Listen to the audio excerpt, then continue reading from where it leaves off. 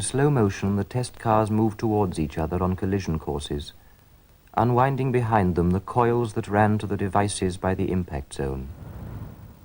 As they collided, the debris of wings and fender floated into the air. The cars rocked against each other as they continued on their disintegrating courses. In the passenger seats, the plastic models transcribed graceful arcs into the buckling roofs and windshields. Here and there, a passing fender severed a torso.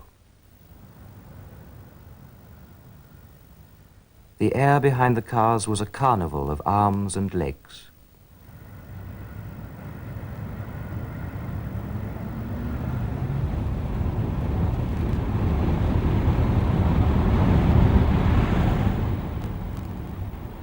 I think the key image of the 20th century is the man in the motor car. It sums up everything: the elements of speed, drama, aggression, the junction of advertising and consumer goods with the technological landscape, the sense of violence and desire, power and energy, the shared experience of moving together through an elaborately signaled landscape.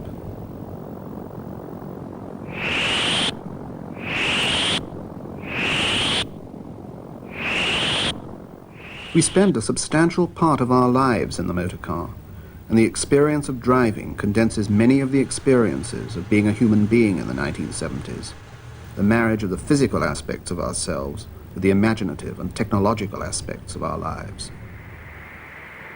I think that the 20th century reaches its highest expression on the highway. Everything is there. The speed and violence of our age, its strange love affair with the machine, with its own death.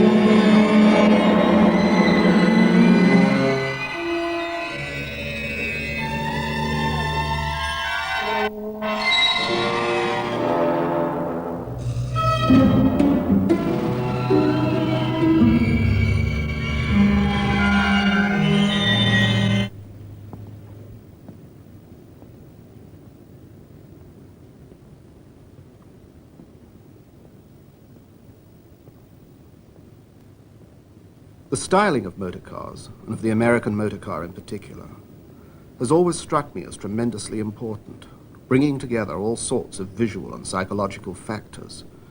As an engineering structure, the car is totally uninteresting to me.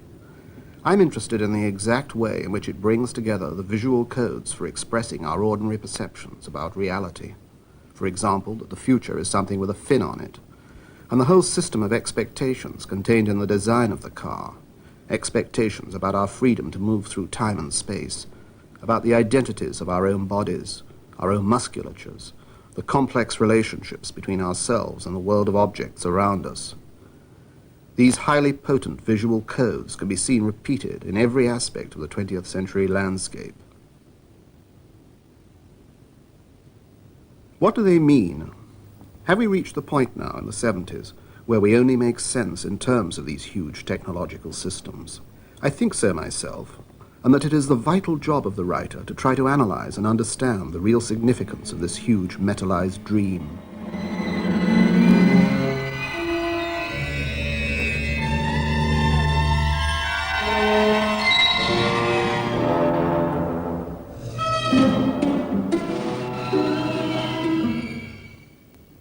I'm interested in the automobile as a narrative structure, as a scenario that describes our real lives and our real fantasies. If every member of the human race were to vanish overnight, I think it would be possible to reconstitute almost every element of human psychology from the design of a vehicle like this.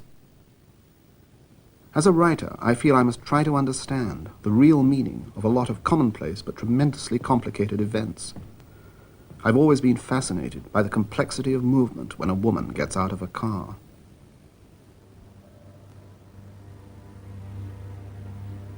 Her ungainly transit across the passenger seat through the near side door. The overlay of her knees and the metal door flank. The conjunction of the aluminized gutter trim with the volumes of her thighs. The crushing of her left breast by the door frame and its self-extension as she continued to rise. The movement of her left hand across the chromium trim of the right headlamp assembly her movements distorted in the projecting carapace of the bonnet. The jut and rake of her pubis as she sat in the driver's seat. The soft pressure of her thighs against the rim of the steering wheel.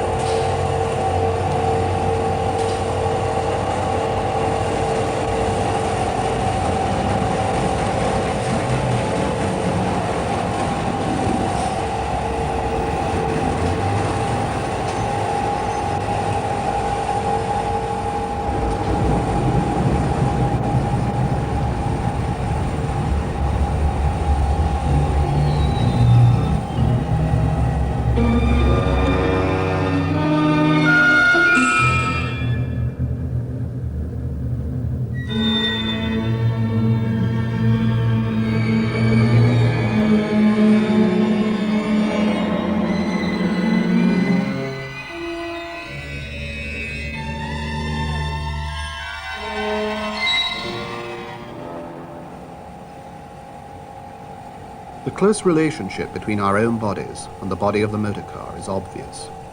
American automobile stylists have been exploring for years the relationships between sexuality and the motor car body, the primitive algebra of recognition which we use in our perception of all organic forms.